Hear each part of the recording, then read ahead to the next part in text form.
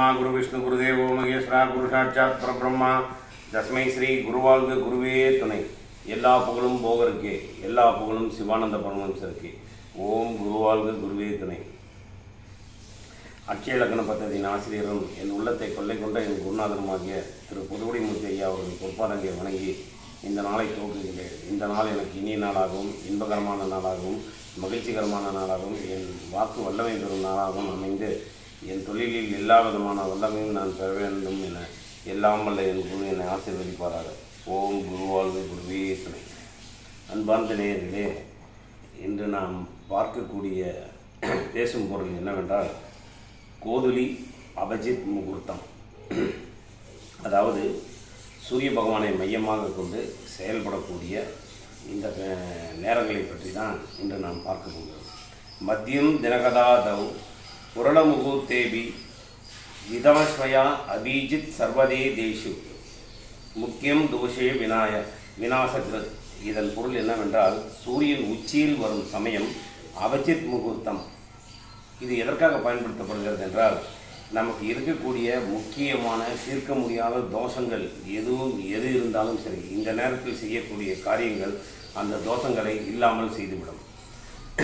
நாசரா வானரா நசா லக்ன யுவராசா நஷ்டாரி நதீர கிரகச்ச ரவிப்பிரவேச அஸ்தமயே சகாலே கோதுளி லக்ன பகு காரிய சித்தி.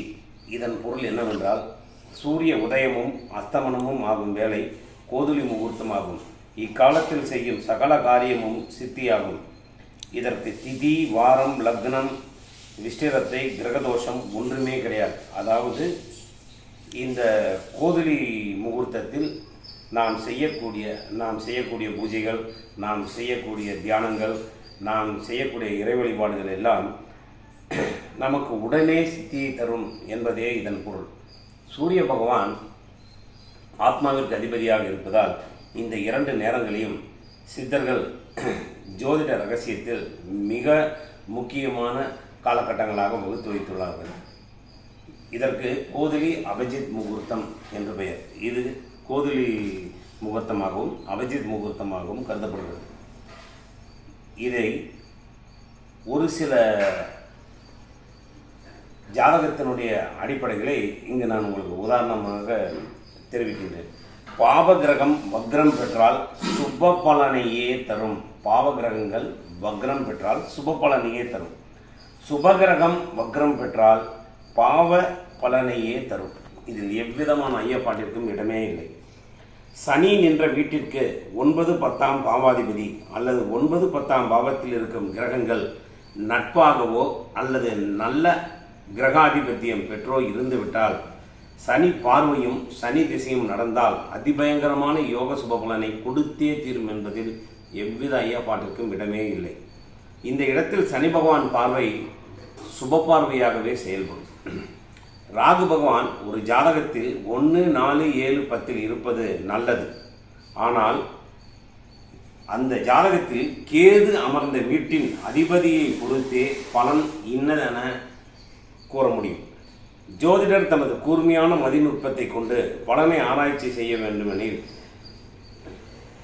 ஒவ்வொரு நிகழ்வுகளையும் தெள்ளத் தெளிவாக புரிந்து கொண்டு தான் பலனை தேர்ந்தெடுக்க வேண்டும். அப்படி தவறும் பட்சத்தில் எல்லா பலன்களும் தவறாக போய்விடும். இதுவும் விதியே.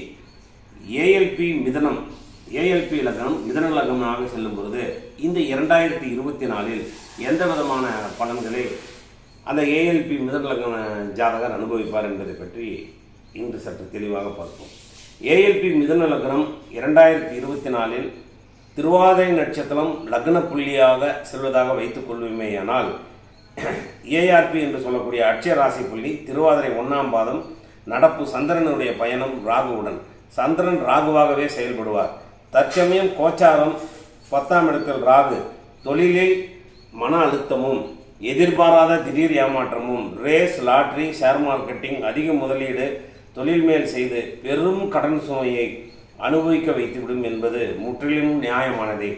ஆனால் ஏஎல்பி மிதுன லக்னத்திற்கு 5ஆம் இடத்தில் கேது பகவான் இருந்து 4ஆம் இடத்து அதிபதி புதனுடன் கூடி நின்றால் மேற்சொன்ன விதிப்படி 1, 4, 7, 10 ராகு கோச்சார வீட்டில் இருக்கும் பொழுது கேது பகவான் அவருடன் இணைந்த கிரகம் புத பகவான் மிக நட்பு கிரகம். ஏஎல்பி லக்னாதிபதி மிதுனத்திற்கு காற்று ராசி என்று சொல்லக்கூடிய அந்த இடத்திற்கு அதிபதியான புதன் 4ஆம் வீடான கன்னி வீட்டிற்கு அதிபதியான புதனும் 5ஆம் வீட்டில் கேதுவுடன் சஞ்சாரம் செய்வது தாயின் மூலமாக சொத்து, வீடு, வண்டி, வாகனம் இவற்றை ஜாகர் மிக எளிதாக அனுபவித்து விடுவார். குறிப்பாக பழைய வீடு, வண்டி, வாகனம், ஸ்கிராப், பழைய இரும்பு, பழைய உபயோகமற்ற பொருட்கள் மீது செய்யும் முதலீட்டில் பெருத்த லாபத்தை தருமே தவிர நஷ்டத்தை ஏற்படுத்துவதற்கு வழியே இல்லை.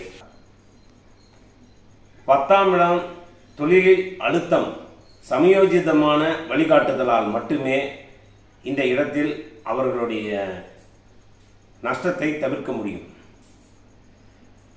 என் உள்ளத்தை கொள்ளை கொண்ட என் குருநாதர் திரு பொதுடைமூர்த்தியா அவர்களின் திருவருள் என் மேல் பட்டுக்கொண்டே இருப்பதாலும், என் குருவை நான் உள்ளன்போடு நேசிப்பதனாலும், என் பூர்வ ஜென்ம கர்மா குருவின் திருவடி நிலையில் பயணம் செய்வதாலும் இது போன்ற சம்பவங்களை என்னால் பரிபூர்ணமாக உணர முடிகிறது. எல்லாம் என் குரு எனக்கு காட்டும் வழிகாட்டுதலே அன்றி என்னால் எதுவும் தனிப்பட்ட உணர்தல் என்பதே இல்லை. தன் மாணாக்கன் தன்னை விட சிறந்த ஜோதிடன் என பெயர் பெற்று சிறப்பு பெற வேண்டும் என மனதார வாழ்த்தும் மகாகுரு அவரையன்றி வேறு யாரும் இதை செய்யவும் முடியாது, மனதால் எண்ணவும் முடியாது. அவரின் மாணாக்கன்